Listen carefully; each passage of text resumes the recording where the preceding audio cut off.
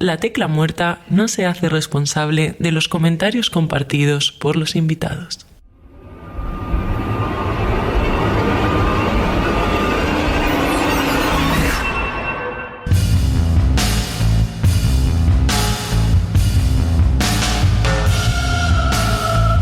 Bienvenidos.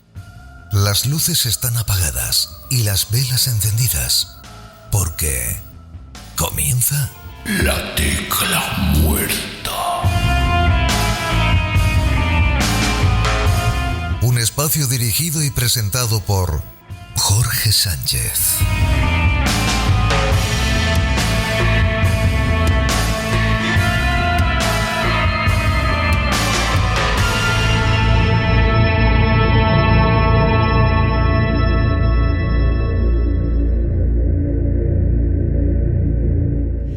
Aunque en el inicio del programa siempre adjuntamos aquello de la Tecla Muerta no se hace responsable de las opiniones ofrecidas por los invitados, y que un servidor, de nuevo siempre, recalca que cuando han sido temas delicados o que hemos considerado que pudieran herir la sensibilidad de los oyentes, me veo la obligación moral de hacerlo de nuevo en este caso. Tema sensible, extenso donde los haya y, cómo no, debatible desde muchos puntos de vista. Desde el mío propio, algo de lo que no podíamos dejar de hablar, como podéis imaginar, en el programa, y con lo que, versiones cinematográficas aparte, se me ponen los pelos de punta. Por cierto, un saludo desde aquí con todo nuestro cariño a la gran Lola Velasco, porque me consta que estará escuchando con atención desde quién sabe dónde. Así es que, Lola, un abrazo, pero de los gordos. Le decía a los colaboradores que van a participar hoy en el programa que me hubiera encantado haber tenido, además de su presencia, la oportunidad de contar para esta ocasión con algún o alguna paleontólogo o paleontóloga, antropólogo o antropóloga, pero lamentablemente ninguno y ninguna con los que hemos contactado ha respondido a nuestra invitación a tiempo. A saber, Luis Pancorbo, autor, entre otros muchos trabajos, y una eminencia, un grandísimo viajero en España, experto en el tema, del título El banquete humano. Y la también eminente paleontóloga Yolanda Fernández Jalbo. Como decía, una pena. Lo dicho, hecho, vamos a intentar hacerlo lo mejor posible, y como nuestro poderío económico además brilla por su ausencia y no disponemos de estudio ni de mejores medios, por lo menos de momento, he optado por primera vez en La Tecla Muerta por realizar esta especie de, no sé cómo llamarlo, mesa redonda, esta charla entre amigos, vía multillamada, con los infalibles, con los apasionados y sabios colaboradores, como digo, de este humilde espacio de radio. Pau Palau, bienvenido de nuevo. Buenas noches. Psicólogo sanitario, máster en psicopatología y salud, colaborador en la Universidad de Valencia en distintos proyectos de investigación y director, como ya sabéis todos y todas, de la Clínica de Yago desde el año 2015. Pau, hoy sí que hay chuletas, pero de las buenas, ¿eh? La verdad es que cuando me propusiste este tema dije, ¿qué sé yo de canibalismo? Lo que pasa es que te pones a buscar un poco, ¿no? Y vas encontrando un montón de cosas que sin pensarlas están ahí. Me produjo mucha inquietud querer saber más de repente de este tema. Saber más. Esto es lo que vamos a intentar, y como he dicho antes, con toda nuestra pasión, todo nuestro cariño, y vamos a ver qué es lo que queda. Y como digo, vamos a ir dando datos. Os comentaba al micrófono cerrado que os podéis interrumpir, podéis cortaros, por favor. Damos paso también a Miguel Ángel Plana. Buenas, no, muy buenas. Buenas tardes, noches, días, según la hora en el que los oyentes decidan escuchar el podcast. O madrugadas, o quién sabe.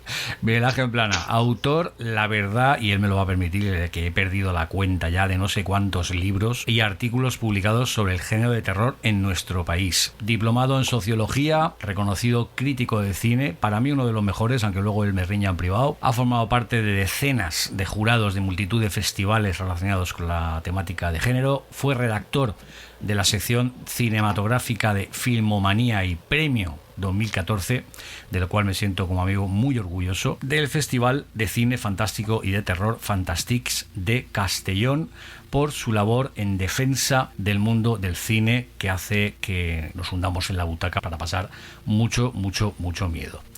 Y dicho todo esto, chicos, si os parece, vamos a empezar la casa no por el tejado, sino por los cimientos, y leemos etimológicamente el significado de canibalismo, que es la verdad muy sintético y muy sencillo.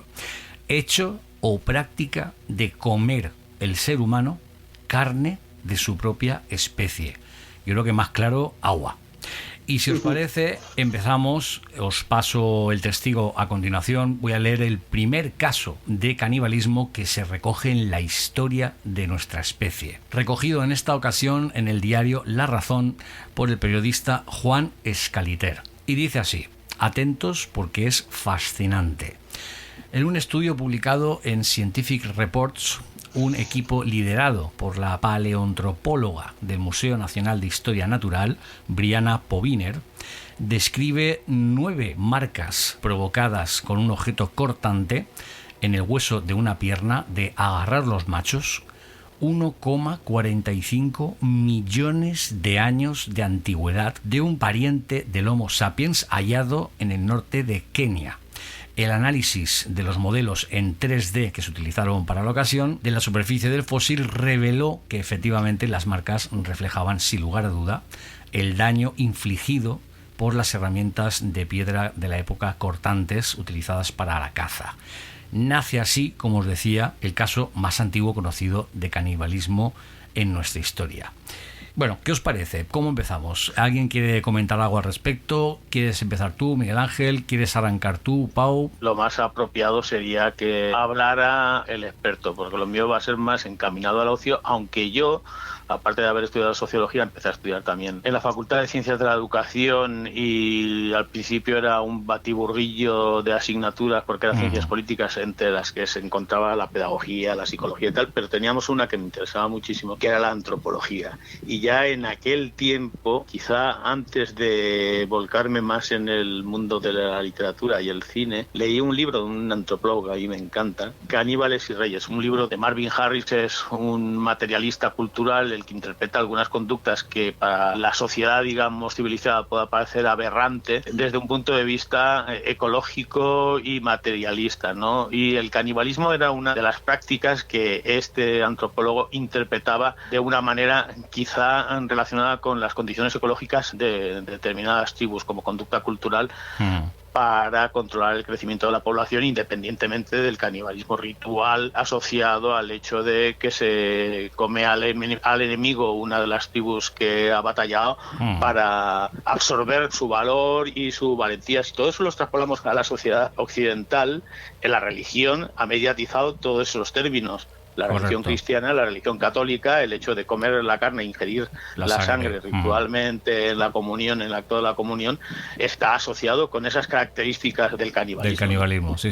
Pau, ya sabes, te toca. La verdad es que si lo primero era la definición de la RAE, que es prácticamente lo que has leído, pues creo que lo segundo es matizar un poquito eso y pasar a las tipologías del canibalismo, ¿no? Es verdad que la primera definición de la RAE es del humano, pero se nos olvida cuánto se da en la naturaleza dentro de una normalidad, ¿no? Claro, ahí no existen factores morales, ahí existen factores de si hace falta me lo como. Y hay algunas especies que se comen en momentos de necesidad, como pueden ser los hámsters, y otros que la necesidad parece ser que siempre, como es las mantis, ¿no? Por algún tema de asegurarse la nutrición después de ser realizado el acto sexual. Con lo cual encontramos que es en el humano, pero en realidad es en el mundo animal. Sí, en general existe, claro, de alguna manera o de otra. Ahora sí, ¿en qué momento se convierte en un tabú en gran parte o en la mayoría de las sociedades que conocemos? Hasta tal punto que ni siquiera está considerado en la mayoría de códigos penales, como puede ser el propio de España, que la jurisprudencia habla siempre de temas animales y pocas veces hace referencia a temas humanos. De hecho, el canibalismo se condena a través de dejar a los muertos. No haría falta estar muerto para que alguien se comiera un trozo tuyo, ¿no? Eso es importante también tenerlo en cuenta.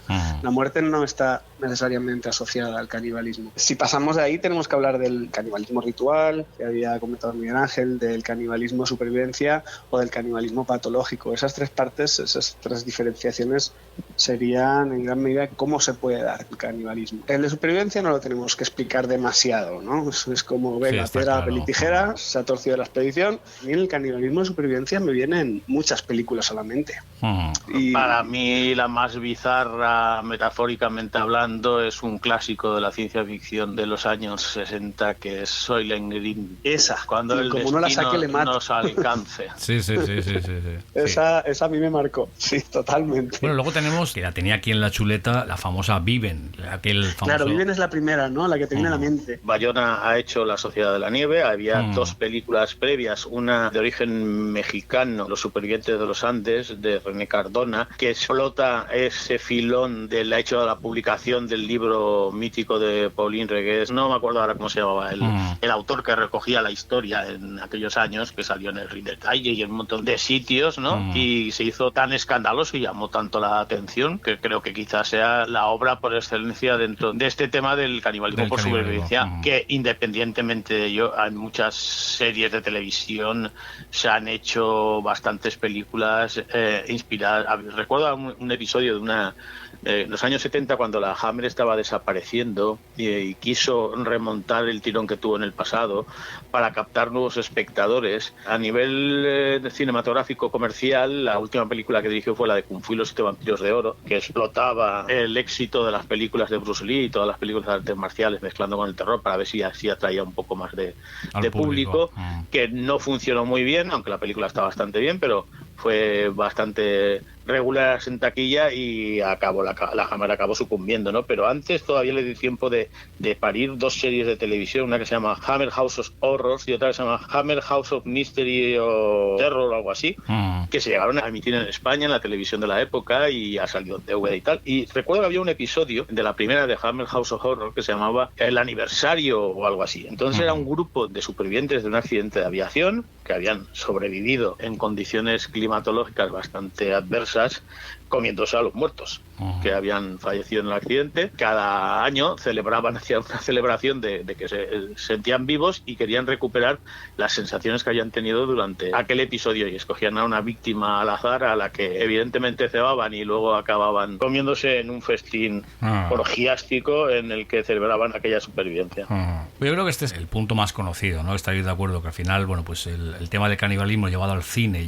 extrapolado a la sociedad, y ahora entraremos en materia, genera un debate tremendo, porque obviamente es un tema muy bizarro, creo que es la palabra exacta, es rocambolesco, la verdad es que, bueno, quitando esas dos palabras no encuentro otra más en el diccionario para transmitir, porque cuando uno ve una escena de canibalismo y se imagina, como decíamos al principio, escenas de antaño, ¿no? Como el Homo sapiens cuando salíamos de las cavernas, bueno, ahí podría estar, que no se me malinterprete, justificado entre comillas que nuestros antepasados lo hicieran por determinadas circunstancias, por ignorancia o por hambruna o por cualquier otro motivo. Como decíamos, películas, ahora Miguel Ángel nos irá curtiendo un buen sortido de ellas.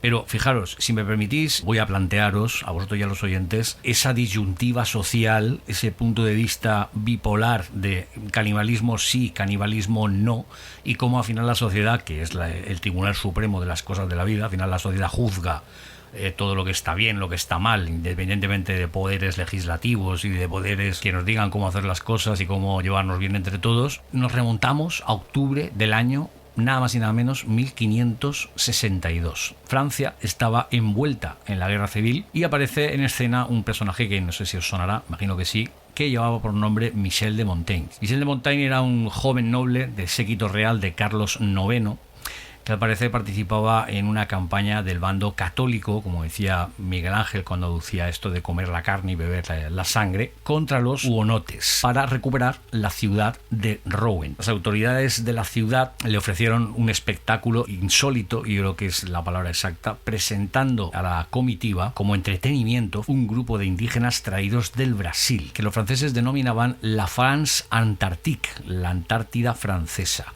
Montaigne pudo entrevistarse, según este artículo de la historia, con ellos a través de un intérprete y preguntarles por sus costumbres. Hay que recordar que él ya era un curioso y un ávido lector, y que por ello seguramente estaba fascinado por el encuentro con gentes del recién descubierto Nuevo Mundo, entre comillas, descrito también, como sabéis, en los memoriales de los descubridores españoles y en especial de los del padre Las Casas. Entre ellos estaba una historia de las Indias Indias, publicada en 1555, nada más y nada menos, por el clérigo Francisco de Gomara. Un libro que Montaigne sin duda conocía. Cuando empezó a escribir sus famosos ensayos, os podéis encontrar en Google hoy por suerte, como se suele decir, en un solo clic, no tardó en dedicar a este tema del canibalismo una larga divagación que tituló Sobre los caníbales. Y vamos al grano. En él habla de los llamados salvajes en una visión contradictoria que el autor reconocía como reflejo, fijaos qué interesante, de las inconsistencias de la vida misma. Y me explico.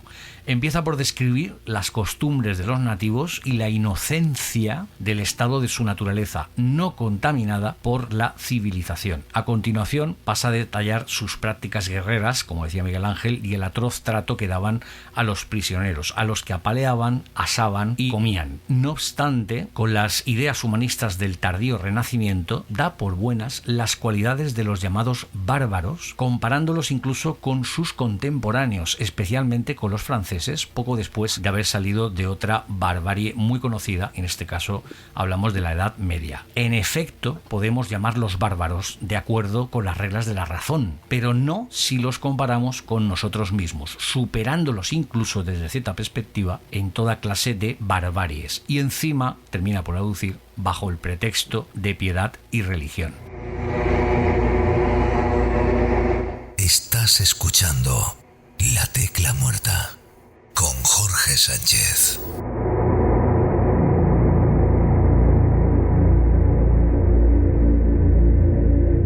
¿Qué os parece? Pues a mí me parece que Montaigne es la cita obligada para el canibalismo ritual. Tiene una cita, no sé exactamente si es así, pero algo así como: barbarie es aquello que no pertenece a tus usos y costumbres. Eso es. Todo lo que no entre dentro de ese super yo, de esa conciencia moral impuesta a través de la sociedad, puede ser entendido como un barbarismo, como una barbarie, como una salvajada. Desde ese punto de vista, algo tan aversivo como puede ser, tan convertido en tabú, ¿no? El tema de comerse a otra persona. Como decía bien antes Miguel Ángel, en el cristianismo se sigue usando el concepto de comerse el cuerpo y la sangre, ¿no? Por tanto, algo ha tenido en la historia antropológica, el desarrollo antropológico, el concepto de poseer, del apoderarse del alma, de la fuerza, de la divinidad, de algo así que ha estado presente en tantos sitios, ¿no?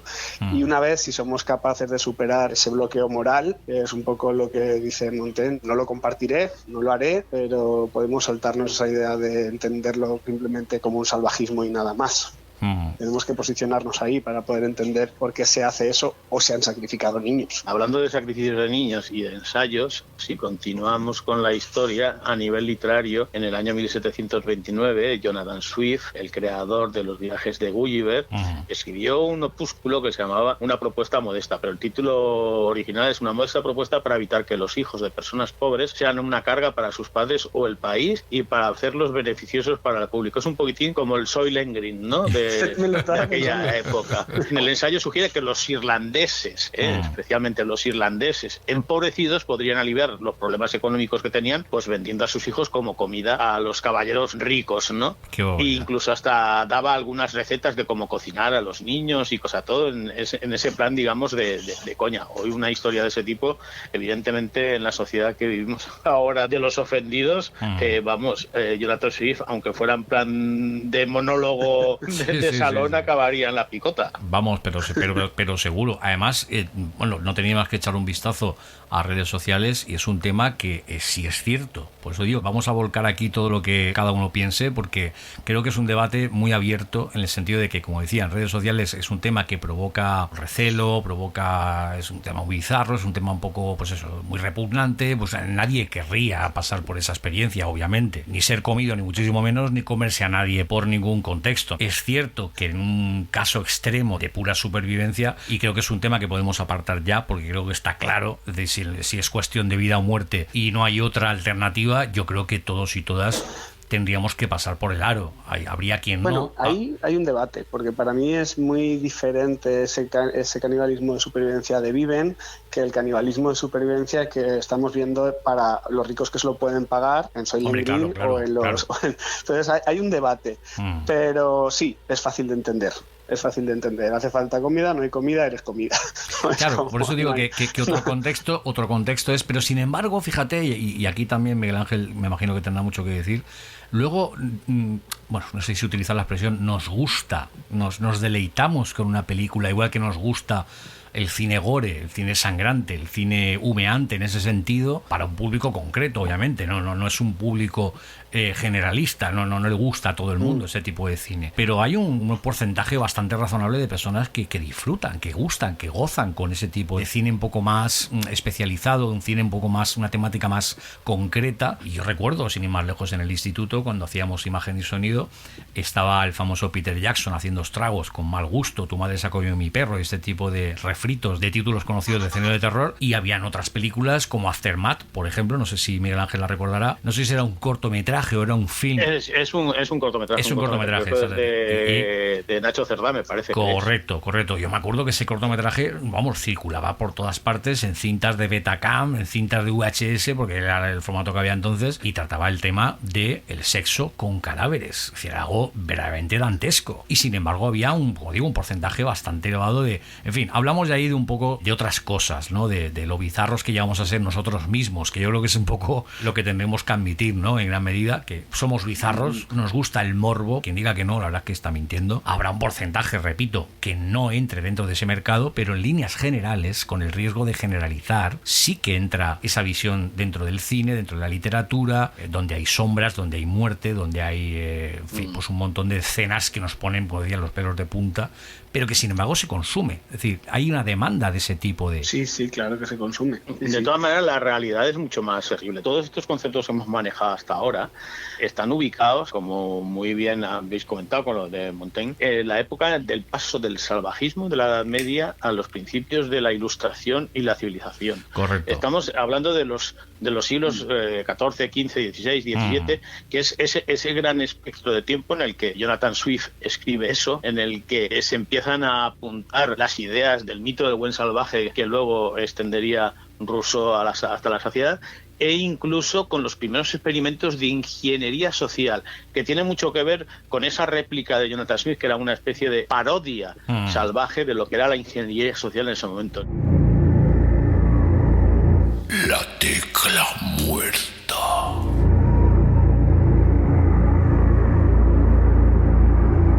¿Quieres agradecernos tanto tiempo de entretenimiento y esfuerzo? Ahora puedes hacerlo. Visita nuestro canal oficial de iVoox y haz clic sobre la tecla apoyar. Si lo haces y a partir de 1,49€ al mes, tendrás acceso a contenido exclusivo, solo para fans, relatos dramatizados de autoría propia al más puro estilo del canal, entrevistas y mucho más. Y todo ello sin publicidad. ¿A qué estás esperando? Apóyanos. Un pequeño gran gesto que nos ayudará a seguir trabajando para ti en la creación de contenido, con la misma ilusión de siempre.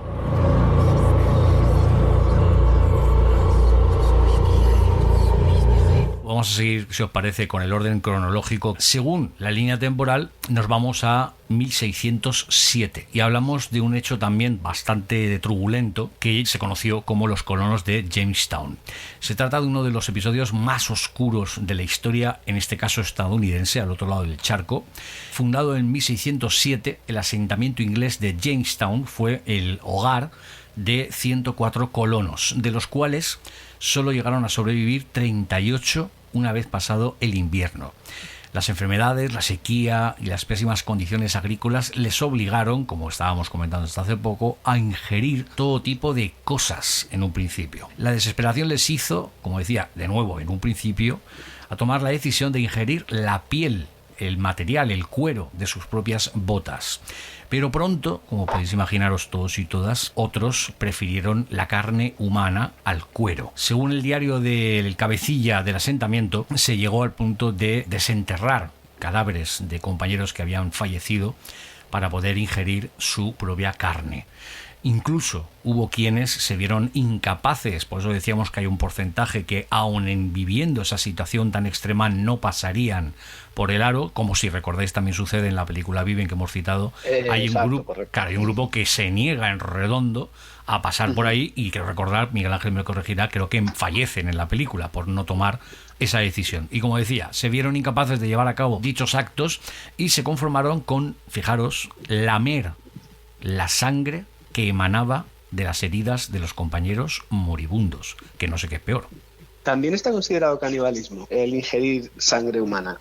Sí, el vampirismo de alguna manera va asociado. Sí, claro. Incluso es algo que forma parte, va dentro de nuestras células. ¿Acordáis la película de Se han buscado el fuego? Que hay tribus de estas caníbales con las que se van encontrando los que van protegiendo la llama. Incluso en nuestro lenguaje muchas veces utilizamos esa terminología. Sí, está para comérselo, está para comérsela. Incluso en las tiendas, en las chucherías, en nuestra época a lo mejor nos comíamos, no sé, puro moro o cosas de estas, pero ahora ves a un niño que va a un kiosco y dice, dame un labio, dame un dedo, dame... Sí, el frigopié. Y las chucherías son partes del cuerpo humano. O sea, es algo muy muy bizarro y muy psicotrónico, pero es así. Me acabas de joder mi infancia, Miguel Ángel, ¿eh? Frigopié, ¿no? El frigodedo, el frigopié y la madre que los parió.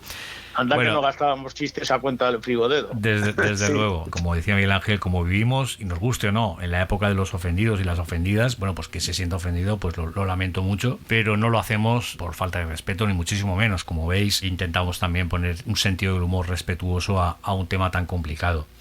Si os parece, pasamos a otra experiencia. Vamos un paso más en el tiempo y de nuevo otra expedición, y en este caso en 1845. El explorador John Franklin se propuso cruzar el Polo Norte y dar con el paso del noroeste. Estaba entre los estrechos de Davis, si no recuerdo mal, y de Bering, entre el Océano Atlántico y el Pacífico. Para su expedición decidió llevar 2 barcos. Y fijaros qué nombres, uno de ellos bautizado como el Terror y otro el Erebus. Pero escogieron una mala época del año para cruzar el Ártico, ya que las bajas temperaturas primaverales hicieron, como os podéis imaginar, que ambas embarcaciones quedaran encalladas, atascadas en el hielo, en el estrecho concretamente de Victoria. Hasta un año entero, 12 meses permanecieron, repito, un año entero los barcos atracados entre los glaciales. Tiempo que, como podéis imaginar de nuevo, en la que la tripulación perdió la esperanza y fue muriendo a cuentagotas. Franklin falleció en junio de 1847, 2 años después de haber salido de Inglaterra. Como último impulso de supervivencia, muchos de los marineros de aquel entonces abandonaron los barcos y atravesaron el hielo hacia el continente, pero nunca más se volvió a saber de ellos. Dejamos ahí esa parte de misterio. En el año 2007, un escritor de ciencia ficción llamado Dan Simmons escribió una novela que fue un bestseller que recogía esa historia de esa expedición perdida. En el año 2018, la cadena AMC hizo una serie de televisión. Verdad, curiosamente, lo que especulaba que había pasado Dan Simmons con la expedición en la novela y que recoge fielmente la serie de televisión, creo que si no fue en el 2018, fue en el 2019 cuando encontraron los restos del buque. Eso es. Y más o menos dio credibilidad a las teorías que se habían manejado sobre lo que pasó en la expedición. Pues yo tenía aquí, no sé si, corrígeme de nuevo. Eran unas latas de conserva que entonces las latas de conserva las clavaban. Se había oxidado el metal y el alimento que se estaban comiendo los fue mermando y los fue intoxicando, de manera que se volvieron medio locos y acabaron los unos contra los otros teniendo alucinaciones y demás historias. Madre mía, la verdad es que menudo... Todavía encontraron restos de esas latas en una de las bodegas. En una de las bodegas del barco. Bueno, yo lo que te decía que tenía aquí, decía que años más tarde otro explorador, Charles Francis Hall, preguntó por ellos a la tribu indígena más próxima al suceso. A muchos, parece ser, según consta en diarios de la época, les cortaron la carne, comieron carne para poder ingerir según sus costumbres tribales, y en 2015, tengo aquí, por eso te decía la anotación, más de un siglo después, un grupo de científicos corroboró la teoría de los indígenas al encontrar cráneos y huesos, a eso que tú hacías mención, con marcas de arma blanca que evidenciaban que efectivamente, en efecto, se practicó el canibalismo. No sé si es correcto, si era el 2015 o si era la fecha que tú aducías, pero venía también aquí en el sí, igual era por la misma época. La serie creo que era del 2018, pero vamos, más o menos por esa época, época fue cuando yo leí también las reseñas en la prensa y todo el rollo este. Fijaros que habíamos hablado del canibalismo de supervivencia, habíamos hablado del canibalismo ritual y ahora se está introduciendo un poco el concepto del canibalismo patológico. No tanto en cuanto sigue siendo un tema de supervivencia, el tema de los barcos y tal, sin embargo, esa intoxicación creo recordar que por plomo o algo, no recuerdo muy bien, pero un tipo de metal, sí. Sí, cuando estamos hablando de la psicopatología en el canibalismo, estamos hablando qué es lo que le pasa por la cabeza, hay varias ramas, ¿no? La primera hablaría del trastorno mental severo y hablaría del trastorno psicótico como fuente, y el trastorno psicótico a veces puede estar inducido por sustancias, por intoxicaciones. De hecho, acordaros, hace unos años salió también la droga caníbal, que no sé si os acordáis, que había un punto que gente se había comido la cara de otro, incluso no sé si la suya misma o alguna cosa así, ¿no? Había arrancado trozos y los había ingerido. Entonces, esta es la tercera. Escopolamina, ¿no? Creo que se llama. La escopolamina, escopolamina, sí. La escopolamina es la base de la burundanga también. Al final la escopolamina es de la belladona, ¿eh? Es prima hermana, es muy alucinógena. Y luego estaría la parafilia, que creo que es la que da más miedo. El picacismo, el utilizar ingredientes alimenticios para prácticas sexuales, no de comer carne, sino poner una cereza en determinado sitio, untar con miel en determinado sitio y lamer, etcétera, etcétera. También el asociar, de hecho hay una película francesa que no tiene nada que ver con el canibalismo, pero sí que refleja esa fusión de estos dos elementos, el gastronómico, que es La Grande Buffet, ¿no? La Gran Comilona, esta película francesa espectacular con Michel Piccoli, Botonacci, etcétera. Luego hay otra filia, que es lo que llaman vorarefilia, que es el devorar o ser devorado, que es su fantasía. De Rotemburgo. Es así, correcto. Es así, de hecho. Y ese sí que es un caso real y documentado, de los pocos que tremendo. A nivel que además se ha podido investigar, ¿no? Porque no es fácil. La verdad es que en lo que es, digamos, investigación de poder obtener resultados y replicar resultados, prácticamente no hay nada.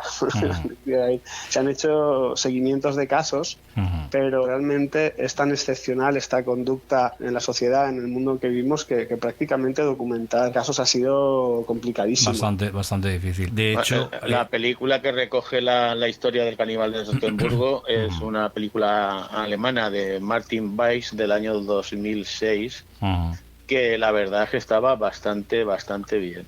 A mí se llevó algún premio. Me puso de nuevo los pelos de punta, pero porque lo que os digo, yo creo que al final es un poco lo que me imagino que los oyentes estarán pensando, ¿no? El verse en una situación así, oye, preguntarse o autopreguntarse, oye, ¿yo sería capaz de esto? ¿Hace falta realmente estar enfermo para llegar a ese extremo? Porque fijaros, el caníbal de Rotemburgo, que ocurrió, si no recuerdo mal, en el 2001, la noche del 9 al 10 de marzo de ese mismo año, Armin Meiwes dio muerte y devoró en parte a Bernd Jürgen Brandes, un hombre al que había conocido a través de un chat de internet, y que tras descuartizarlo, Meiwes guardó algunos trozos de su cuerpo en el congelador de su propia casa, partes que fue ingiriendo en días posteriores. Mi nombre es Armin Meiwes. Nací en 1961. Soy ingeniero informático de Rotenburg, Alemania. Maté a un hombre, lo descuarticé y lo comí. Desde entonces siempre lo llevo dentro de mí. La mañana del 10 de diciembre de 2002, la policía de Rotenburg, Alemania, acudió a esta recóndita granja sin previo aviso. Se guiaron por el chivatazo de un joven estudiante austriaco. El estudiante estaba convencido de que el hombre que vivía en esta casa había asesinado y comido a otro hombre, y seguía buscando a otras víctimas voluntarias en internet. La policía tardó 1 hora y media en inspeccionar la casa. En la cocina encontraron un congelador con un falso fondo, ocultando lo que el sospechoso alegaba ser paquetes de carne de jabalí. Pero el contenido no era carne de jabalí. Era la carne de este hombre. No había la más mínima duda de lo que Meiwes había hecho. Había grabado en vídeo cada detalle sangriento de la matanza. Desde su celda en la cárcel, Meiwes nos da acceso exclusivo a la historia de lo que ocurrió aquella noche. Y nos explica cómo estaba tan atormentado por los demonios de su pasado que acabó asesinando y comiendo a un hombre. Comió la carne, como si fuera un filete o carne de ternera con vino tinto y patatas. Para el señor Meiwes, comerlo era algo muy importante. En el año 2000, Armin Meiwes colgó un anuncio en internet. Entró en contacto con Bernd Brandes, un ingeniero de Berlín que se ofrecía a ser sacrificado. Estuvimos enviándonos correos electrónicos y chateando por internet desde enero. Habíamos hablado con detalle de lo que iba a suceder. Brandt tenía unas ideas muy extrañas y pautas sobre cómo había planeado su final.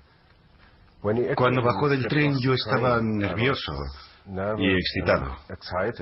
El señor Brandes colocó su pene encima de la mesa y el señor Mavis cortó el pene con un cuchillo. Dio un grito horrible, pero relativamente corto, quizá unos 20 o 30 segundos.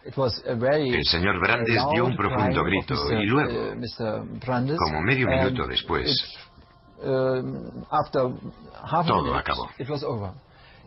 La sangre salía de la herida abierta como de una fuente. Y él estaba disfrutando al ver cómo la sangre salía de su cuerpo. Lo disfrutaba. Es terrible, pero lo he visto en el vídeo.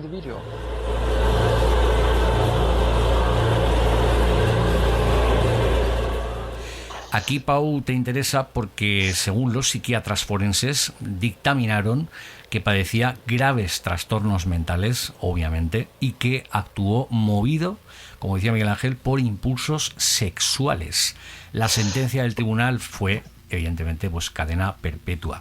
Pero a mí me gustaría que nos situáramos, que nos pusiéramos en contexto, porque yo cuando me enteré, cuando tuve noticia, de hecho, como le dije a Ángel, vi la película. Bueno, pues eso, es una situación que a mí, la verdad, y lo siento si soy reiterativo, me cuesta mucho expresar lo que se me cruza por la mente al vivir algo así. Es decir, bueno, dos personas que deciden por motu propio quedar para cenar, y nunca mejor dicho, teniendo en cuenta que el plato principal iba a ser uno de los comensales. Es que esto yo creo que no cabe en cabeza de nadie. De hecho, si profundizas un poco en ese tema, ves como el que es comido había tenido también antecedentes, o al menos encuentran a gente que testifica que esa persona, con prostitutos, les había propuesto que le cortaran el pene, que tuvieran situaciones cada vez más agresivas, más violentas, y nadie había accedido. Se encuentra con Armin, ¿no? Y Armin, que ese es el yang de su yin, o llámalo como quieras, sí. Pero encajan ahí y dice, claro que sí, es lo que yo estaba deseando.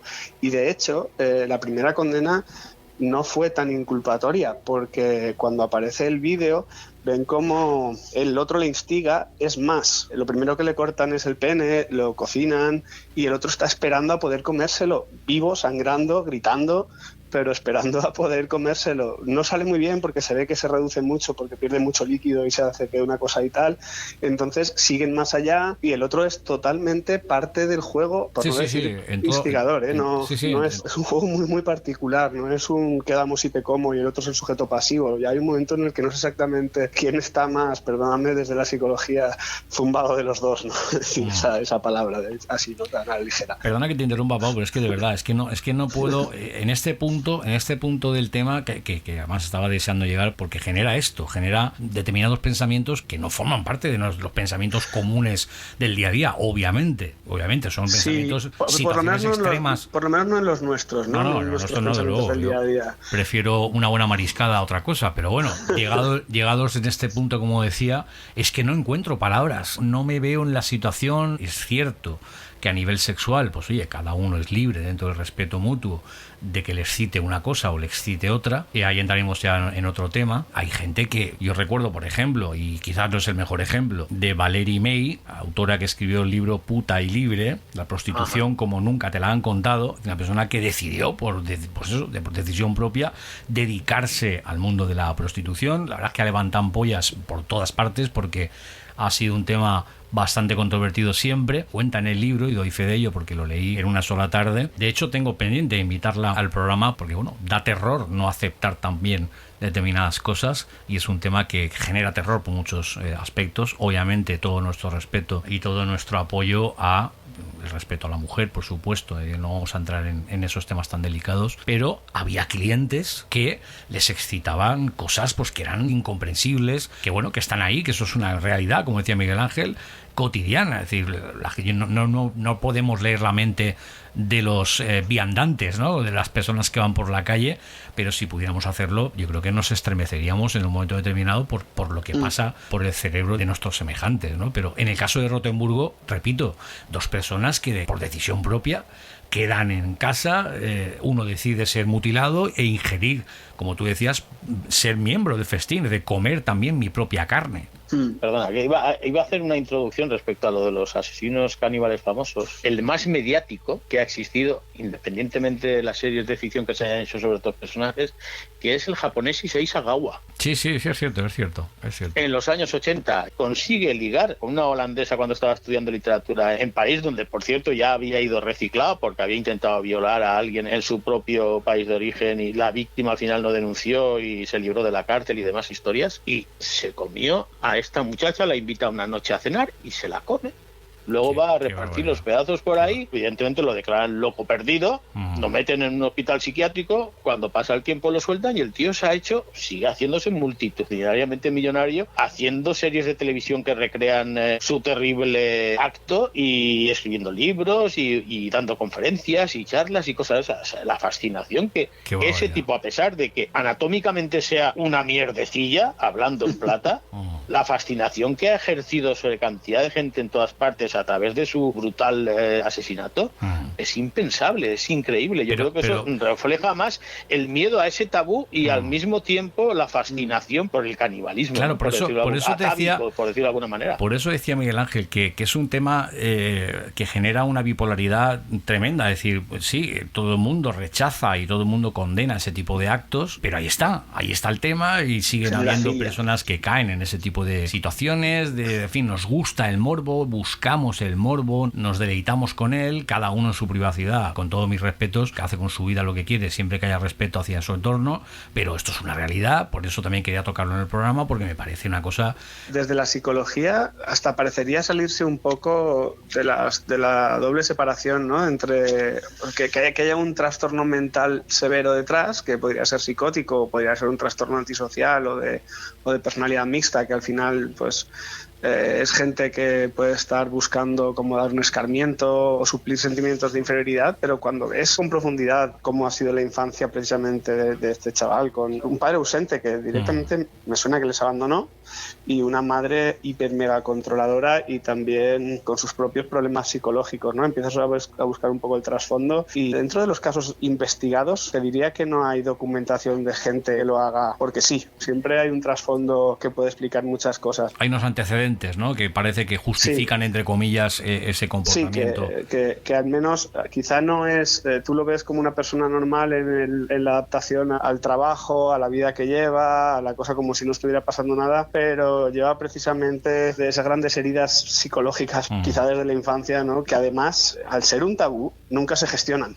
Entonces, si se gestionan a lo grande. Mira lo que pasó con Chikatilo, el caníbal de Rostov, su infancia y su época de hambrunas en la Rusia de Stalin y demás historias, le hizo tener unos comportamientos de esas características, ¿no? Pero extrapolando el tema a nivel industrial, incluso durante la época de grandes hambrunas y durante los periodos de entreguerras, también ha habido asesinos y psicópatas que se han aprovechado de esa situación. El más conocido es Fritz Hartmann, que hay una película maravillosa de Uli Lommel producida por Fassbinder que se llama La ternura de los lobos. Este tío tenía una carnicería donde después de él trabajaba para digamos los nazis, y era un poquitín el que iba a controlar en las estaciones, bueno, no los nazis porque es en el periodo de entreguerras entre la Primera y la Segunda Guerra Mundial.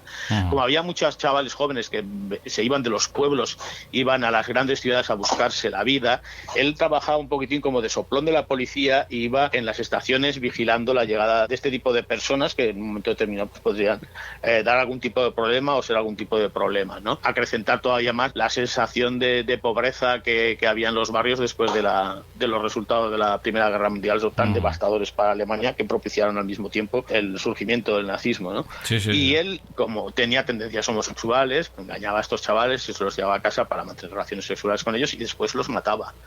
Después de matarlos, aprovechaba la carne y con ella confeccionaba unas salchichas en la carnicería que tenía, que es donde las distribuía, que vamos, se hicieron súper famosas. En toda la ciudad, ¿no? De Hannover y en los barrios y demás historias, porque la gente decía que estaban muy buenas. Qué barbaridad. Esto, Miguel Ángel, me recuerda, tú que vives aquí en Valencia conmigo, uno de los puntos de una de las rutas en la que yo trabajo para la empresa Rutas Misteriosas, que no tienen otra finalidad que redescubrir tu propia ciudad de una manera distinta, porque como sabéis, pues son lugares marcados por la leyenda histórica y lugares pues lóbregos y con su leyenda propia. Y en la calle Manjans, antigua calle Pelladors, en el centro de Valencia, muy cerquita, el Sweeney Todd valenciano, exactamente. Y hablamos de, como tú sabes, del barbero asesino de la calle Manjans, un señor que, según la crónica de la ciudad, esto es real, es un hecho histórico, parece ser que en esa barbería, que hoy es el almacén de un restaurante, valga el reuso de este... Más asociado, sí, muy metafórico, pero vamos, al final todo, que había una especie de llamada al final va todo oculta, ¿no? en la misma punzada. Pues parece ser que este señor, después de cortar el pelo a los clientes, les daba muerte por degüello para robarles lo poco que llevaran encima, porque de nuevo bueno, hablamos de, si no recuerdo mal, 1858, y esto además se recoge en un dietario de la época, lo podéis buscar por la hemeroteca o en el archivo histórico de la ciudad, y parece ser que nunca se encontraron los cuerpos del delito, y nunca mejor dicho, porque al inicio de la calle, porque esto creo que es en el número 12, si no recuerdo mal, está a mitad de ese callejón angosto que da paso ya a lo que es la plaza del mercado del barrio del Carmen, parece ser que había una carnicería de la que pendía un cartel que decía abierta las 24 horas. Creo que, y permitidme la broma, que pongamos un poquito de sentido del humor, el primer 7-Eleven de la historia valenciana aquí en España. Y en este dietario textualmente decía que los valencianos y las valencianas de aquel entonces comieron carne de los ajusticiados por el barbero asesino, como tú decías, el Sweeney Todd valenciano.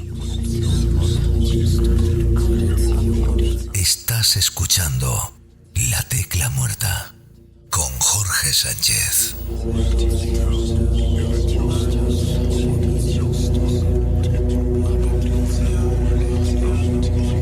Hay casos realmente terribles.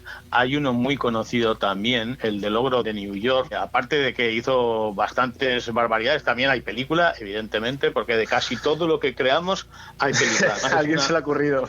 Hay una que se llama El ogro, que es de 1997, Walken's London. Lo interpreta John Malkovich, aunque no recoge exactamente la historia, pero bueno, ahora mismo no me acuerdo cómo se llamaba este personaje. Se comía a una niña que le habían dejado a su cuidado. Misteriosamente hizo creer a los padres porque eran pobres y se llevaban muy bien con él, que era un hombre anciano, tenía unas prácticas también sexuales muy aberrantes y demás historias, pero después de la investigación consiguieron descubrir el paradero de la muchacha. Este tío, vanagloriándose de lo que había hecho, escribió una carta a los padres de la niña contando cómo se la había comido y qué partes le habían gustado más, y a través de esa carta, cuando lo detuvieron, lo condenaron a la silla eléctrica, e incluso cuando estaba electrocutándose, como una de las prácticas sexuales que llevaba a cabo en la intimidad era de introducirse agujas dentro de los testículos, el tío orgasmó prácticamente. Es algo terrible lo que hizo este tío. Qué barbaridad. Bueno, a mí se me ocurre que, de hecho, además le mandamos también un saludo a Catherine Vega, el caso de Jeffrey Dahmer, que también todos conocemos, que también fue bastante sonoro, bastante conocido en el mundo de la crónica negra a nivel internacional, también tremendo, porque él, bueno, pues como decía Pau, con unos antecedentes familiares, con unas patologías provocadas por esos antecedentes. Es decir, efectivamente hay un motivo, entre comillas, bueno, nunca hay motivo para acabar con la vida de nadie, pero efectivamente, como él decía, desde un punto de vista psicológico, psiquiátrico, perdón, sí que lo hay, sí que lo hubo también en su caso, y él seducía a jóvenes en pubs, en discotecas, como bien sabéis, los llevaba a casa y después de tomar una copa les acababa con su vida, les daba muerte, y después de incluso despedazar los cuerpos, pues parece ser que llegó a ingerir, no recuerdo ahora muy bien, partes de los mismos. Lo escalofriante, y también creo, Pau, que estarás de acuerdo, hay una constante en este tipo de casos, y es que los vecinos, las personas que conocían a estas personas o que conocieron a este tipo de personas dentro del mundo del crimen, decían que eran personas totalmente normales, que además eran muy educados, muy agradables, que en su comunidad pues se llevaban bien con todo el mundo, y que para nada en absoluto hubieran pensado que esta persona hubiera podido hacer algo parecido. Y sin embargo, fíjate, ¿no? Estamos asociando un poco la idea esta de que si es un trastorno te tienes que dar cuenta, ¿no? Y entonces estamos viendo si fuera quizá la parte esta de trastornos psicóticos, que es interesante ver la diferencia. Cuando se ha visto en este caso, ¿no? Los trastornos psicóticos vinculados al canibalismo suelen ser actos impulsivos, no planeados. De hecho, son prácticamente aleatorios, y una característica es que suelen ser no cocinados, por ejemplo, esa impulsividad, ¿no? Estoy aludiendo precisamente a un estudio que se hizo con varios casos. Y sin embargo, en los casos la personalidad mixta, o es el caso del trastorno antisocial, o las parafilias vinculadas a este tipo de trastornos, son cosas planificadas, con lo cual en esa planificación cabe que tú seas una persona normal y corriente. Es algo que llevas por dentro, que vas urdiendo, que es posible que sea alguna venganza o una manera de suplir un sentimiento de inferioridad, como decía, y ahí se planean, muchas veces se cocinan, con lo cual se asocian también a un disfrute, a un placer, y eso no implica que sea un tipo de trastorno o de conducta observable en el día a día. Es algo mucho más, es mi hobby, ¿no? Es un hobby. Perdón, Pau, porque mi pregunta, y perdona que te interrumpa otra vez, desde el punto de vista psicológico, es una pregunta que entiendo que es difícil. ¿Cómo se trata esto? ¿Esto es tratable? Si lo tomamos como si fuera algo patológico o una enfermedad mental en la que se disfrute o no, se planifique o no, ¿qué pauta sigue uno? ¿Cómo afronta uno una cosa así? Menuda pregunta, porque si no hay evidencia de investigación, tampoco hay evidencia en el tratamiento, ¿no? Porque no la hay. Sin embargo, efectivamente no la hay. No la hay, porque en realidad los casos son muy escandalosos, pero hay tan pocos casos que realmente es complicado ver la evolución de un tratamiento, ¿no? Sin embargo, si nos vamos a lo que serían los tratamientos de los trastornos psicóticos o de los trastornos antisociales o de personalidad mixta, que no han derivado a un canibalismo, pues ahí podríamos hablar, ¿no? Te diría que el trastorno psicótico es hasta más fácil, porque dentro de la gran dificultad que tiene, a día de hoy la industria farmacéutica tiene mucho que decir, funcionan muy bien los antipsicóticos de nueva generación en un mantenimiento y en una disminución de los síntomas que al final tienen que ver con el delirio, con la historia que yo me creo en la cabeza, ¿no? O con las alucinaciones, que es lo que percibo. Lo otro tiene un trasfondo más profundo, en el sentido, trastorno antisocial muchas veces está basado en el mal desarrollo del apego. De hecho, una de las cosas que dice Neil Mavis cuando se lo ha comido y lo están entrevistando es que lo llevará siempre con él. Menuda analogía con el abandono del padre y de la madre, ¿no? Estás deseando que alguien no se te escape por una vez en tu vida, ¿no? Ahí tenemos puntos de enfoque para trabajar. Es decir, pero una vez empezáramos, por ejemplo, vuelvo a hipotetizar, una vez empezáramos, por ejemplo, ese tratamiento, o bien por lo antisocial, o bien por esas carencias afectivas que han llevado después con el tiempo a forjar ese tipo de pensamientos, ¿sería curable? ¿Podríamos recuperar razonablemente a esa persona y, no sé si utilizar la palabra civilizarlo puede ser la correcta o no? Es ¿Tú que me entiendes? No es porque el acto nos parece aberrante, pero no es mejor ni peor que otros actos, digamos, delictivos, o que otros actos que no son delictivos, ¿no? Entonces, si nos vamos un poco ahí a Montaigne, a la idea de qué es lo que nos parece salvaje, sí, es decir, el problema no es que se haya comido una persona, el problema es por qué se la ha comido, ¿no? Y si se la ha comido porque es una manera de suplir sus carencias al nivel del abandono, al nivel del apego, al nivel de precisamente cómo a través del abandono y del apego ha gestionado la sumisión y el sometimiento, ¿no? Ese abuso del poder para decir no te vas, ¿no? Claro, ahí podríamos verlo. Y luego hay otra cosa, dentro de esta parafilia, dentro del fetichismo, que sería un poco el concepto ese de erótica del poder. Ya no solo la sexualización del canibalismo, o sea, esa práctica extrema de la excitación, ¿no? Que implicaría el canibalismo, sino el poder ejercer el poder. que también muchas veces tiene que ver con carencias de autoestima o de apego, ¿no? Pero como puedo ejercerlo, lo ejerzo. ¿Y qué hay más que comerme a alguien? Quizá humillarlo infinito hasta que te lo puedas comer, ¿no? O sea, al final dominar de alguna manera u otra a cualquier persona, ¿no? Otra persona. Eso es. Y aquí pues lo que encontramos en general, igual que en la sociopatía, en la psicopatía, es una carencia absoluta de empatía. Es decir, he cosificado, no es una persona. O sí es una persona, pero no es una persona, porque a una persona que realmente tú aprecias, te la comes.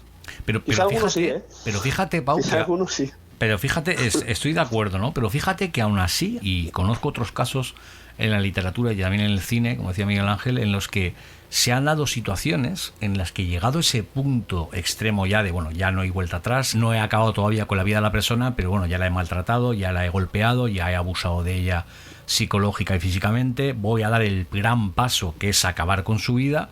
Y ha habido algunos casos en los que se ha vuelto hacia atrás. Por pena, se ha generado una emoción que ha impedido que ese acto bárbaro, como decíamos al principio, llegara al final. Y ha habido incluso algunos de estos personajes dantescos que han llegado a liberar a los que iban a ser sus postres, sus desayunos, o llamarlo como queráis. Es decir, que sí que ha habido excepciones en ese proceso de propongo, seduzco, secuestro, asesino, doy muerte y cocino y ingiero la carne. Es decir, que sí que ha habido un retroceso de vez en cuando esa empatía sí que ha surgido de vez en cuando. No creo que no es empatía, simplemente es una muestra más del poder que tiene. Yo soy Dios también, y puedo hacer contigo lo que me plazca. Obviamente. Y ahora mismo pues te voy a dejar libre. Hay un dato que en este caso ofrece la National Geographic, que dice que un nuevo estudio sobre el valor nutricional de la carne humana demuestra que, en comparación con otros animales de presa del Paleolítico, los humanos no tenían un contenido calórico especialmente alto para su tamaño, ¿vale? Y dice entre comillas, cuando nos comparamos con otros animales para nada nutritivos. Esto es literalmente, textualmente, de este artículo del National Geographic. Dice que afirma el autor del estudio, un tal James Cole, de la Universidad de Brighton, quien publicó su trabajo en la revista Scientific Reports, de nuevo, y según sus estimaciones, los jabalíes, por ejemplo, ¿no? Por citar un manjar suculento en cuanto a carne, y los castores contienen aproximadamente 4.000 calorías por kilo de carne frente a las míseras 1.400 calorías por kilo de un ser humano. O sea, ni siquiera estamos suculentos. Y con una salvedad, que te olvidas de una cosa. Estamos hablando de canibalismo y tal como se entiende el canibalismo, no se habla de gastronomía.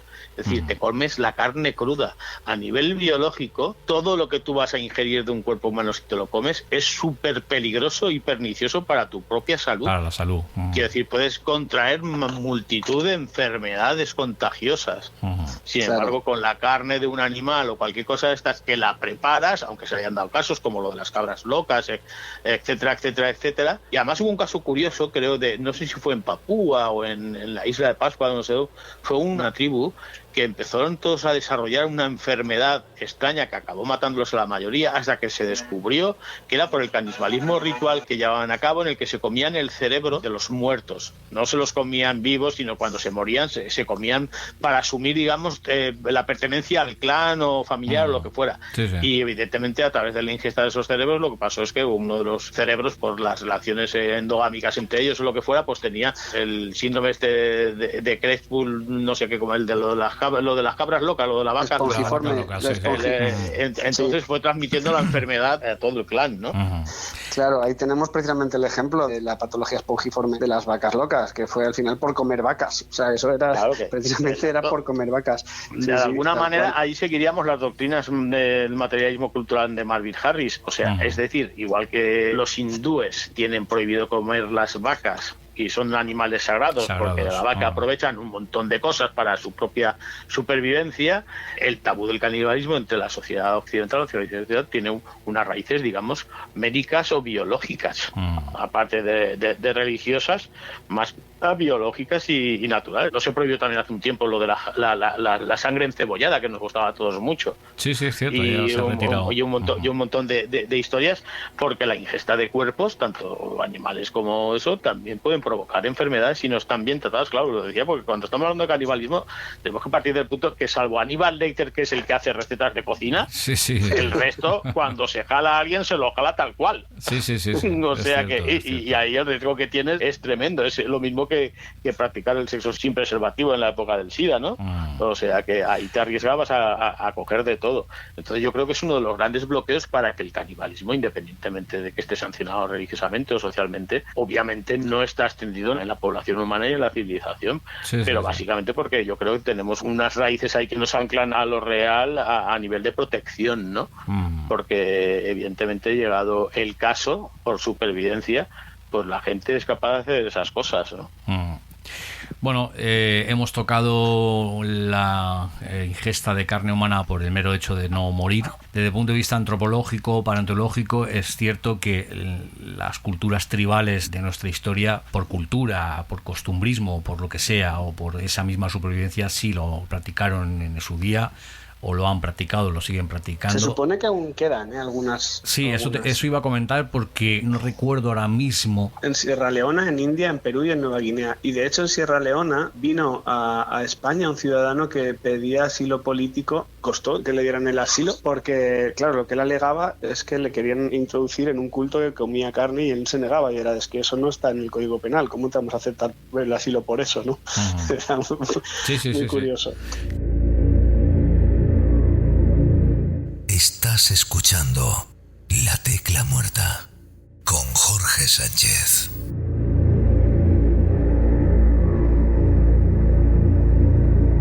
Hay determinados rituales muy elaborados, tribales, en los que se practica cierta forma de canibalismo, y en este caso una tribu del Amazonas, en la que cuando alguien fallecía, un familiar, un amigo, en fin, un miembro de la propia tribu, se incineraba el cuerpo y después se hacía una especie de mejunje, una especie de pasta con la hoja de la banana o la cáscara de la banana mezclada con las cenizas del difunto. Se ingería, se iban pasando el cuenco para ingerir, ¿no? Una manera de hacer eterno a esa persona que había formado parte de la comunidad, volverlo inmortal, ¿no? De alguna manera, siempre irá con nosotros, formará parte de nosotros de alguna manera, y después se fornicaba con la viuda, en este caso, en el caso de ser un hombre, con la viuda del fallecido. Desde nuestra cultura cuesta entender eso. Claro, es decir, bueno, sí, efectivamente, como decía Michel de Montaigne y otros, o Levi Strauss o otros grandes filósofos, al final, pues sí, es cierto que es una barbaridad, pero bueno, al final no deja de ser una costumbre antiquísima de otros pueblos y bueno, pues no nos queda otra que respetarlo desde el punto de vista cultural, aunque no comulguemos con eso, obviamente, y luego celebrar, porque es una fiesta, es decir, no es igual que en México se celebra la muerte. Claro, las calaveras de azúcar, el comer encima de las lápidas, o sea que no nos estamos yendo muy lejos. Que de hecho hay muchas tribus y hay muchas culturas que todavía se siguen comiendo a sus muertos con las cenizas, hacer algún tipo de pan o alguna cosa de estas y ingerirlo, lo practican bastantes tribus. En muchas culturas tenemos esa tradición, que además el Día de los Muertos en México lo podemos extrapolar incluso a la noche de Halloween y el repartir los dulces y los huesos de santo, que tenemos también mucha tradición aquí en España de ingerir durante esa celebración y demás historias. Volvemos a encontrarnos con componentes de ese canibalismo, digamos, ritual dentro de la cultura ya, digamos, más civilizada. Ya no solamente aunque esté asociado a la religión, es una costumbre gastronómica. Sí, por decirlo de alguna manera. El Día de Todos los Santos tienes que comer huesos de santo. De una manera u otra, nos guste o no, esto forma parte de la idiosincrasia del ser humano, de algunos seres humanos. El cine lo ha retratado muy bien. Yo no sé, Miguel Ángel, si para ir terminando espero que alguien no esté cenando o vaya a cenar a continuación de escuchar el programa, pero si quieres recomendar especialmente algún film. Vamos a ver. Antes quería hacer hincapié en el personaje que hablaba antes del ogro de New York, que me he acordado luego el nombre, de Albert Fish. La carta famosa la podéis encontrar en internet si alguien tiene la mala pata de tener la curiosidad por leerla, pero bueno, está en internet. Hubo una película en el 2007 que se llama The Gray Man, protagonizada por Patrick Bouchot haciendo de Albert Fish. La del ogro que he dicho yo antes de Volker Slender con John Malkovich es un caso muy similar al de Albert Fish, pero se dio también en la época antes de la Alemania nazi. Evidentemente las películas en esencia que yo recomendaría, que las habrá visto todo el mundo, recogen uno de los casos de canibalismo más conocidos, aunque se dice que puede ser una leyenda urbana, que es el caso de Sony Bean. Alexander Sony Bean fue el jefe de un clan escocés que tras casarse se retiró a la costa, a unas cuevas donde la familia tuvo relaciones endogámicas, tuvo un otros sí de hijos, y evidentemente a lo que se dedicaban era, por decirlo de alguna manera, a la piratería, es decir, hacía que los barcos se estrellaran en la costa, robaban los botines y a las víctimas se las llevaban a la cueva y se las comían. Ese caso, que supuestamente se produjo durante el siglo XVI, en la época del reinado de Jacobo VI, aunque no hay recogidas ninguna historia real que pueda permitir creer la veracidad de esos hechos, a pesar de eso, esos personajes se convirtieron en emblemáticos de la historia del cine, porque la epopeya trágica y caníbal de Sawney Bean está recogida y está detrás de las películas, aunque La Matanza de Texas se pasa también en parte en todos los crímenes cometidos por Ed Gein, que fue, digamos, para mí es el primer psico-killer de la historia del cine, puesto que sirvió de inspiración para el Psicosis de Hitchcock. Pues la familia de caníbales, que además trabajaban en un matadero, de la familia de Texas de Top Hooper, que además tienen un apellido que no me acuerdo ahora cuál era el apellido, pero es muy similar en cuanto a pronunciación al de Sawney Bean. Y luego la saga de películas de Las colinas tienen ojos, de Wes Craven, que en principio las construyó aprovechando el tirón comercial de La Matanza de Texas de Top Hooper, son las que más, digamos, se acercan a la supuesta realidad de esa leyenda de Sawney Bean. Eso en cuanto al canibalismo, digamos, simplemente por maldad, o sea, ni siquiera por necesidad ni por supervivencia, como pueda ser los documentales que salieron en los años 70 en Italia, como aquel Mondocane, donde se recogían las tradiciones culturales de algunas civilizaciones, llamemos entre comillas, primitivas, que derivaron en lo que fue luego el cine caníbal, que puso de moda Ruggero Deodato con la mítica Holocausto Caníbal, que incluso en la época fue, digamos, el primer found footage, por decirlo de algún modo, porque hasta las escenas donde se recogen aquellos actos caníbales se publicaron en la revista Interview, como si formaban parte del documental que se había encontrado perdido en la selva del Amazonas. De hecho, intentando aprovechar el tirón, el Ruggero Deodato mantuvo a los intérpretes de la película bajo contrato, ocultos en todo momento, para que se creyera que realmente habían muerto, hasta el punto de que fue llevado a juicio por haber permitido la matanza de los actores, ¿no? Al final tuvieron que ir al juicio para decir, no, que estamos vivos, que no ha pasado nada, ¿no? Sin embargo, no se libró de una buena multa, pero claro, los animales que acaban matando, las tortugas y cosas de estas en la película, en la filmación, sí que lo hicieron de verdad, fueron reales. Yo creo que aquella famosa escena de empalamiento que se hizo, yo lo recuerdo, insisto, vuelvo a rememorar aquellos gloriosos años de imagen y sonido y de ser tan ávido de buscar cosas extrañas y mezclarlas con el heavy metal, y todo el mundo hablaba de que, bueno, no quedaba claro si era una leyenda urbana o no.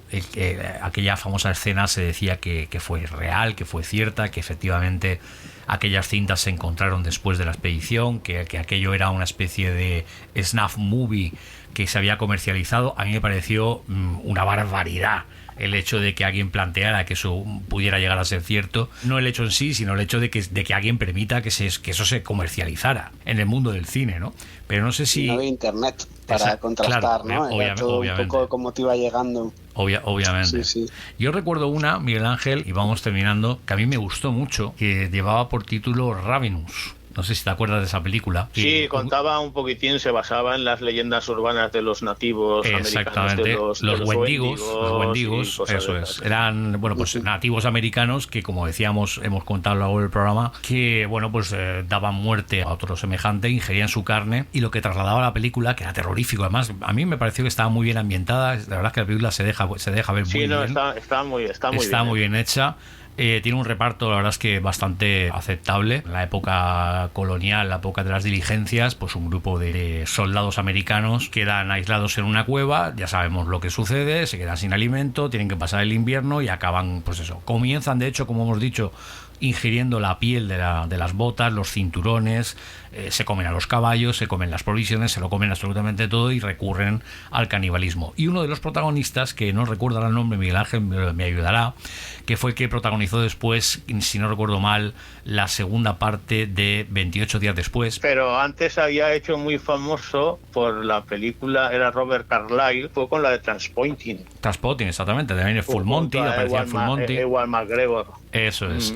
Bueno, y hay un momento, si os acordáis, en la que el indígena que les acompaña, el indio nativo que les acompaña en el rancho, en el fuerte improvisado en mitad de la montaña, en la naturaleza, extrae un pedazo antiguo de piel, y nunca mejor dicho, en el que ellos habían pintado, como quien pinta un arte rupestre, esto de los wendigos, ¿no? Que eran personas que como una vez habían comido carne humana, sentían el deseo irrefrenable de repetir la hazaña. Por eso él le decía que no volviera a hacerlo, porque él había sobrevivido en aquella guerra de norte y sur con los nordistas, había conseguido hacerse pasar por muerto y había sobrevivido porque había quedado sepultado por una montaña de cadáveres del bando contrario, y que la sangre que emanaba de los cadáveres había ido cayendo hacia sus labios, y haber ingerido esa sangre le había dado las fuerzas para poder, aun estando mal herido, etcétera, etcétera, llegar a ese rancho y sobrevivir, ¿no?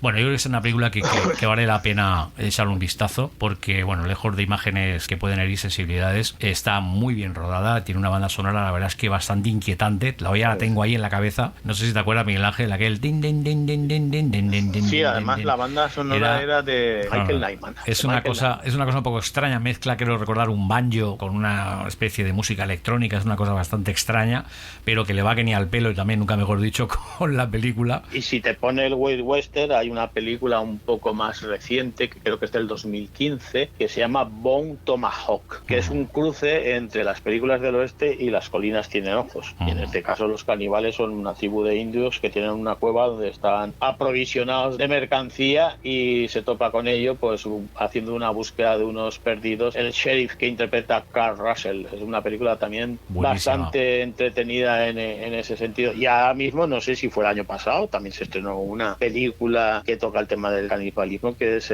Hasta los huesos. O sea, el título literal ya lo dice todo.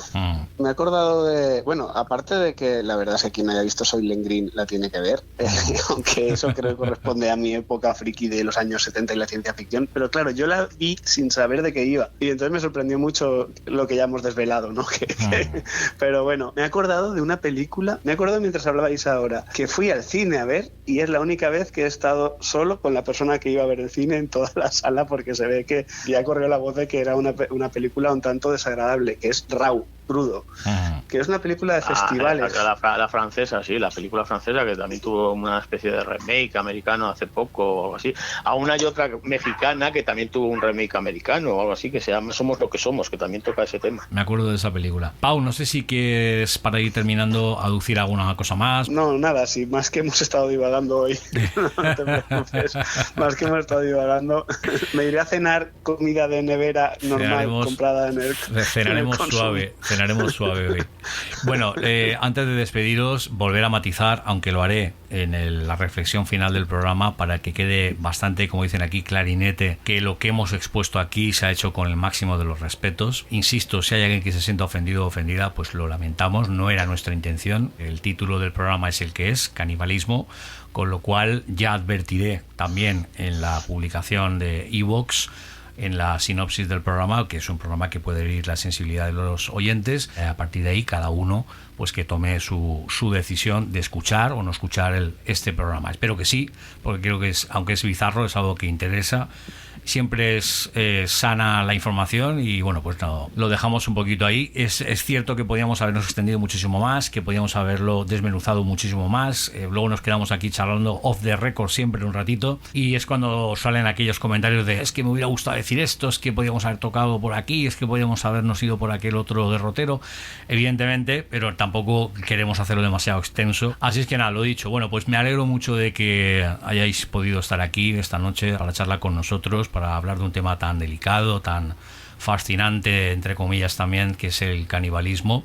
Hay un montón de literatura, insisto, después de la reflexión final comentaré algún dato más de bibliografía, por si alguien tiene interés y quiere leer cosa seria sobre el tema, que pueda hacerlo. Y os mando a los dos, Miguel Ángel, te despido a ti primero, un abrazo fortísimo, te reemplazo para la semana que viene en tu sección de mensajes de ultratumba, como siempre, y un abrazo fortísimo, querido amigo. Pau, lo mismo te deseo a ti, ya sabes que tienes tu espacio aquí para cuando te dé la gana, estás más que invitado. Yo creo que puedo decir públicamente, ahora que no nos escucha nadie, que creo que ya formas parte de la Tecla Muerta de una manera u otra, y bueno, siempre es sabio, o es de sabios, recurrir a sabios que saben más que tú para hablar de temas que uno desconoce. Así que lo dicho, ha sido un placer teneros en esta ocasión en el programa, y un abrazo a los dos. Muy bien, otro abrazo de vuelta. O buen día o buena vesprada. Buenas noches, chicos, chao. Venga, hasta luego. Hasta luego. muerta.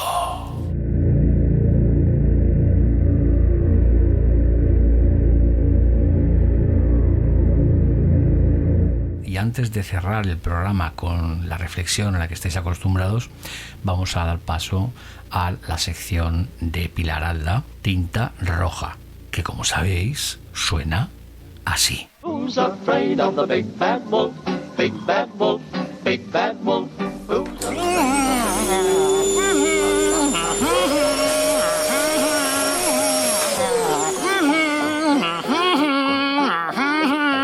¿Puedes saber qué cojones pasa ahora? Me parece que voy a tener que ir yo en persona a hablar con ese inquilino tuyo de la tecla no sé qué del carajo. ¿Quieres callarte? Por una vez que tiene buen gusto no pienso quejarme. ¿Sabes qué te digo? Que por una vez sí que tengo ganas de levantarme de aquí y mandarte al mismísimo infierno, vieja de la verga. ¿Ah, sí? Mejor será que no lo intentes, bola de sebo. O te daré una buena patada en ese culo, vieja cebosa. Joder con la vieja. Hola a todos mis oyentes de esta parte de la tecla muerta que os gusta tanto, que yo lo sé, no lo decís, pero yo lo sé, que es Tinta Roja. Estoy tan emocionada de volver aquí que ya no me salen ni las palabras. Ojo, así que vengo hoy con una recomendación mitiquísima de uno de los maestros del terror, no es el único, pero uno de los maestros, que tiene su galardón, sobre todo en septiembre. Aunque ya no estemos en septiembre, me apetece hablar un poquito de él, y encima en el mes en el que ha sacado su nuevo libro, que ya sabréis por lo que he dicho, Holly. No era Annie quien era Cerezade, era él. Sea cuando sea el momento en el que surge una historia, reconocemos siempre esa conexión entre un elemento nuevo y esa otra cosa que ya estaba en nosotros, con una sensación única que nos transporta inmediatamente a una dimensión paralela que escapa al tiempo y lugar en el que nos encontramos. Lo que está detrás de esta súbita iluminación suele ser la obsesión personal sobre algún tema. De pronto una vaga intuición al respecto se concreta en esta conexión que se hace visible a nuestros ojos y que nos asalta inesperadamente. Es algo que nos ocurre despiertos y que también puede suceder mientras soñamos. Stephen King concibió su novela Misery en 1987 durante un sueño, igual que le sucedió, por ejemplo, a Stevenson con su Jekyll y Hyde. Como escribe en Mientras escribo, publicado en el 2000, durante un vuelo a Londres tuve un sueño sobre un escritor famoso, que podría ser yo o podría ser otro, que caía en las garras de una fan psicótica / psicópata. Fue así como nació Annie Wilkes y Paul Sheldon, los protagonistas de este duelo inolvidable. Stephen King desarrolló el argumento que, a partir de la situación clave que había visto en su sueño y sobre todo de los personajes, irían revelando una mayor complejidad de la que él anticipaba en su sueño. La verdadera historia ya existía, incluso había unas cuantas páginas en el suelo, como dice él. Había localizado el fósil, pero lo que le hacía falta era escarbar. Este trabajo de cuidadosa excavación fue sacando a la luz diversos estratos en los que hundía a su raíz la raíz de la historia aún germinal. Por un lado estaban las experiencias de Stephen King, tanto en el plano social como autor de éxito, como en el plano personal con su larga adicción a la cocaína, y por otro el sustrato mítico sobre el que proyectó sus experiencias simbólicamente, en este caso Cerezade y las 1001 noches. Stephen King utilizó Misery como un particular diván donde exorcizar los demonios que le atormentaban en esa época, y aprovechó además para compartir con sus lectores su profundo conocimiento del oficio del escritor. Su protagonista en la obra, Paul Sheldon, tiene que enfrentar por igual a su despótica admiradora Annie Wilkes y a sus demonios interiores que le han llevado a encontrarse en su desesperada situación. En palabras de Stephen King, Misery, por mucho que le pueda molestar a Harold Bloom de turno, el crítico Harold Bloom echó pestes cuando le concedieron a Stephen King el prestigioso premio Nobel en 2003, y es ya hoy en día un clásico contemporáneo. Ahora estoy leyendo El cementerio de animales y Stephen King ha sido pues el descubrimiento cumbre. Yo no lo leía más que nada por la pereza de es que todo el mundo lo lee, todo el mundo sabe de él, quiero algo nuevo. Pero ojo, si no leemos a los que han dado vida al terror de hoy en día, no podemos saber lo que va a venir después. pues os recomiendo leerla, porque sí es verdad que hay una película, pero no perdáis vuestro tiempo, porque la película sinceramente es un insulto al libro, como muchas. Yo la vi y me dolió cómo pudieron cambiar la historia de forma tan radical, así que espero que os haya gustado y que la leáis, sobre todo para este próximo Halloween.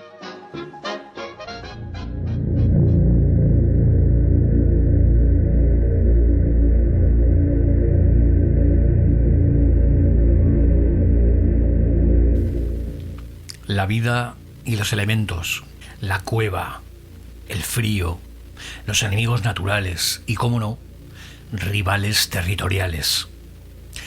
El hombre que emergió de las entrañas de la tierra, fascinado, atemorizado con todo aquello que le rodeaba, fue aprendiendo de sí mismo, creando, moldeando incluso rituales y costumbres que con el paso del tiempo se tornaron ancestrales.